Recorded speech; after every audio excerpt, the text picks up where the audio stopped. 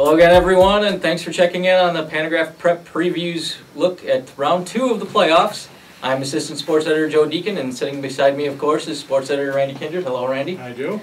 So, the first round of the playoffs usually has its share of surprises, and this year was definitely no different. If I'd have told you 2 weeks ago that the Inner Cities Corn Belt team that was still alive was Central Catholic, you probably have laughed at me, wouldn't you? Yeah, that would have been pretty hard to believe, but boy, the Saints, Central Catholic, they struggled to score points a lot of the season, but now the last 2 games they put up 49 and 68, so obviously they've found some rhythm there and haven't turned the ball over nearly as much, which is a big thing. But yeah, it should be an exciting time this week for all the teams that are left. Yeah, so Central Catholic, they're going to be home, I believe, against Canton in the second round. What do we expect for this game? Well, like I said, the Saints have really cut down on their turnovers, and they were able to run the ball very effectively in the game at Greenville last week. I think that'll probably be a key for them again. They've had Jake Boffman at quarterback, had over 100 yards rushing, and ran for 3 touchdowns last week. Brett Segoviano had 4 touchdowns, 159 yards. So they really were able to generate a lot of rushing attack out of the option that they've been running. And so if they can control the ball, that'll be a big thing, because I know Canton's quarterback has thrown for 14 touchdowns and run for 17, so he's a pretty good dual threat. Yeah, that's Cole Stroud, I believe it is, and then running back last week, Quentin Reed, had a big game in their victory. Yeah. So, moving on, we've got Normal Community. They needed a big 4th quarter against Plainfield North to keep their run going in 7A. Now they're going up to Wheaton, Warrenville South. Yeah, this might be the most improbable round 2 matchup in the state based on where the position these teams were in late in the game last week. Normal Community had to score 29 points in the 4th quarter to win. You know, and Wheaton Warrenville South, they were down 10-7 out of timeouts and came up with a kind of a miracle fumble recovery and a field goal in the last play of regulation to create overtime. And so it's two programs with pretty good tradition. Warrenville South's won 7 state titles.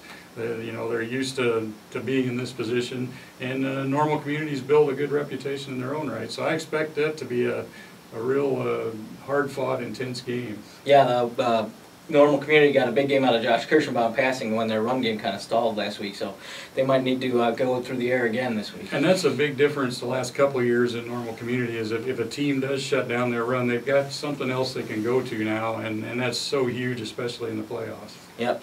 Staying in the inner city, we've got Normal West. They kept their run going in 6A with a convincing win over Springfield Southeast. Now they've got to go for the long road downstate and face East St. Louis, a perennial power. Yeah, it's traditionally, like you said, a perennial power, and they've lost 4 games this year at East St. Louis. I know they play a great schedule, but they've got some individual talent that really jumps out at you. They've got a defensive end, Terry Beckner, who the ESPN recruiting site lists him as the #1 recruit in the nation at any position. I mean, that's pretty big stuff. Mm-hmm. They've got a running back, Nate Strong, who's going to Missouri. They've got a sophomore receiver who is also ranked among the top players in the nation in his class. So, I mean, that doesn't always translate into, you know, they've got to have other players with them, and obviously they probably do. But Normal West comes into this game on a pretty good roll, and they've been putting up a lot of points in their own right, so that could be a real shootout, I think. Yeah, you mentioned Nate Strong. He had 2 rushing touchdowns. East St. Louis, they kind of like Normal, had a big 4th quarter to keep alive, but like you say, we've seen a strong talent from West as well. Arian Worthman with another big game last week. That's right. Leading off our 3 area teams that are still alive, in Class 2A, we've got Fieldcrest. They dominated DMAC for the first playoff win in school history.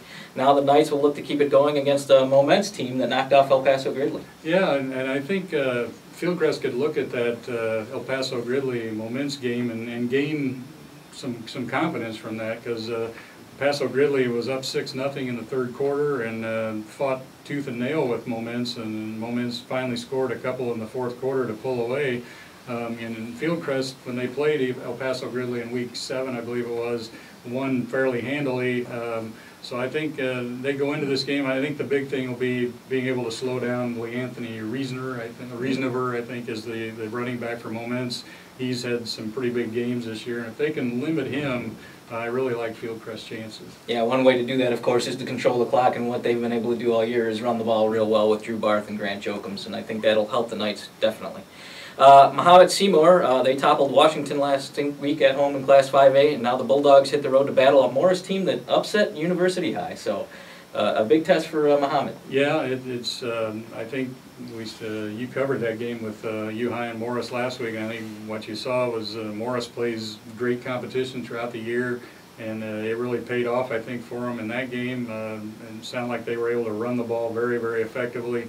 And Mahomet's got a great passing attack, but they're going to have to be able to slow down that Morris running game, or they're not going to have the ball in their hands very much. Yeah, Morris got a big game out of their quarterback Griffin Sobel and his brother Keegan at fullback. U-High came back, tied that game, and then they used a big drive to take the lead and hold on.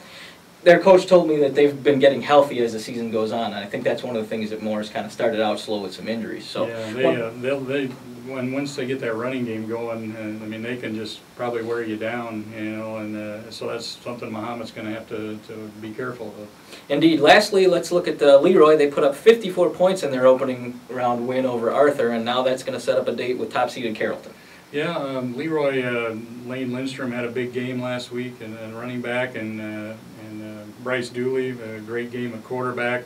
They really ran the ball effectively, and I know in talking to B.J. Zalesnik after that game, LeRoy's head coach, one factor is from tackle to tackle on the offensive line, LeRoy has all 5 guys who just go on offense, just one way, which is fairly unique for the 1A level, I think, and so he felt like they were able to wear down Arthur Lovington last week because of that. So I get the sense that perhaps that might be one thing that they can kind of hang their hat on, even though Carrollton's an undefeated and highly ranked team. If they can kind of wear them down with that offensive line and get into the second half with it still a tight game, they could easily win that game. Yeah, indeed. Carrollton, their big player last week was Luke Panlin, their running back. He had 5 touchdowns in a win over Triopia, so they're going to need to contain him. Yeah, no secret who the focus of the defense will be on. Indeed. Well, that's going to wrap it up for our look at round 2. Remember, all these games are Saturday afternoon, so come back to the website during the day on Saturday, and we'll try and keep the scores updated as best we can. And then Sunday morning, pick up your copy of the Pantagraph or come back to the website for all our reports on the games. Thanks for watching.